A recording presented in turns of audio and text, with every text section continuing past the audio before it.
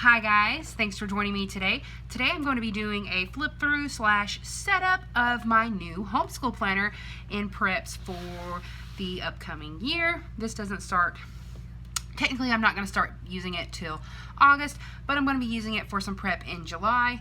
I have the big Happy Year, I believe is what the planner is called. It is the big size. The only thing I've done to the outside is put on a snap cover.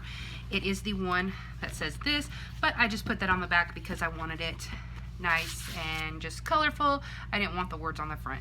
So I will be adding the rainbow metal expander discs to this because it's already kind of maxing out the classic discs that it came on, and I still have to add some more note paper to my notes section. So let's just get started.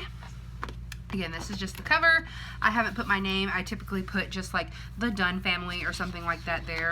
I kept my 2019-2020 calendar. This is slightly Frankenplanned, not very much, but this was the July currently page, and we just covered it up because I didn't need it with a fun little family art gallery page.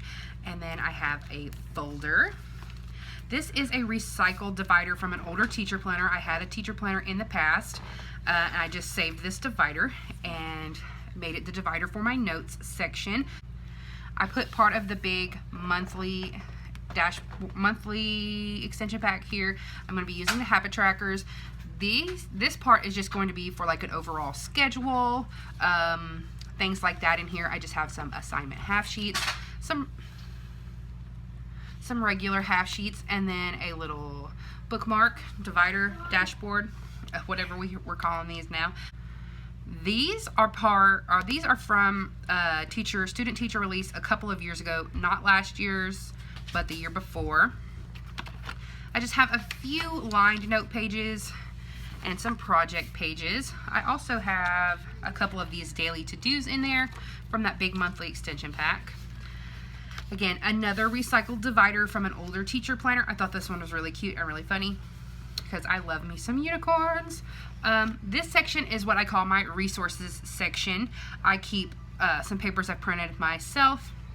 My son is on the autism spectrum, and my daughters are, they have a speech delay, and so they all see a speech therapist and an occupational therapist. So I keep some resource information here about sensory activities, speech therapy activities, occupational therapy activities, develop things for encouraging speech development and things like that in here.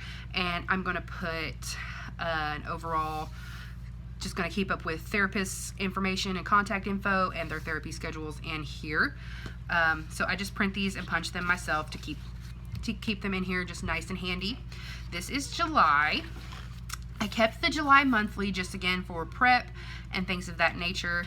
I took out all of the weeklies and then just glued the back of this to the August dashboard, and then you jump right into August. Again, I just have this dashboard from a couple of releases ago. It's not my favorite. I feel like they're super teachery, but I already had it and it serves a purpose, so I'm going to use it.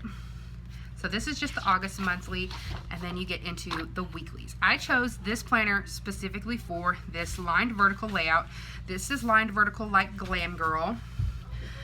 There is technically another layout that has the lined vertical, but they are different.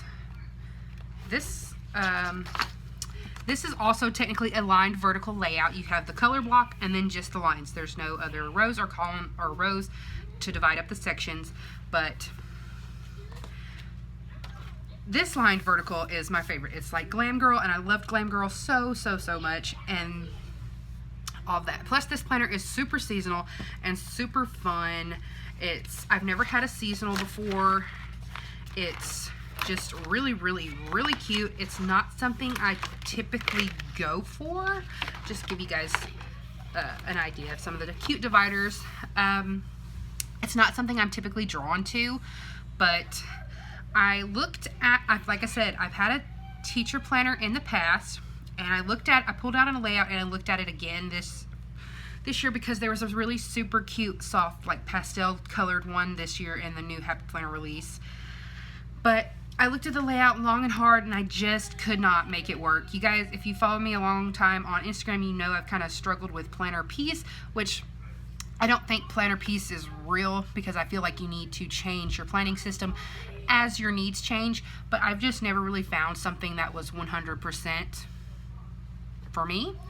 But I was really hoping for a big sized student planner this year, because they have that color block layout now, and I feel like a big color block layout would be perfect. I tried a color block layout last year in a student planner, and I really liked it. It just wasn't big enough. And I feel like a big size student planner would be perfect, because once a teacher hands you a piece of paper, it's this size. This is a normal size sheet of paper, and students could just punch it and pop it in their planners. But it didn't happen this year, so, you know, until that comes out, if or whenever that comes out, it probably never will, but you never know. Fingers crossed for next year. I'm going to be using this. How I'm going to be setting it up is I'm going to give a row for my son, one for my daughter, and one for my other daughter. We don't do anything on the weekends, so I'm going to wipe this out. This will become a notes section. This will become checklists, to-dos, or whatever, just 2 checklists. And this will be prep for next week. So when I go to plan the next week, I kind of have a game plan, know what's going on, what needs to be done, and what's coming up, and things like that. In the past, I have taken a sheet of paper and just covered this section up. I'm not even going to do that. I don't want to do a bunch of extra steps. I just want to be able to go to my planner and be like, okay, label, label, label, label, label, label.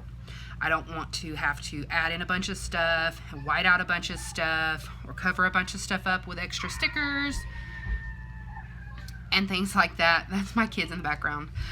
So again, my son will have a row, and each one of my daughters will have a row, and then this will be my section. I'll probably do a plan with me in these once a month, maybe twice a month, because it's basically just going to stay the same. This chunk of the planner will always be the same, very functional. And I'll probably do a little decorating in here and over here, nothing major, but like I said, probably once a month, maybe twice a month, do a plan with me in this. I don't know why I said these, but I felt like the teacher layout, each way I looked at it, putting the days of the week over here, or the subjects over here, and then making this the days of the week, and it's just, I don't know, I just couldn't visualize it very well for myself the way I like to do it, because I do like to separate it by child, not by subjects. So I'm hoping this works for me. I really think it will. I have high hopes, so I'm very, very excited to try this. And this particular week as a mock layout, just to kind of get the feel of everything, because we actually won't be starting probably until the 5th or the 12th. I'm not sure yet. So this will probably be like a mock layout, and I know I said I'm excited, but you guys know how excited you get when you get a new planner. So it's all very, very exciting. I'm excited to be back in a big again. So yeah, that is my homeschool planner for the upcoming year. Again, just going to be doing some prep over the summer and things like that. And the only real change I'll be making is changing the discs. I don't plan on putting this in a deluxe cover as of now, unless I'm traveling with it.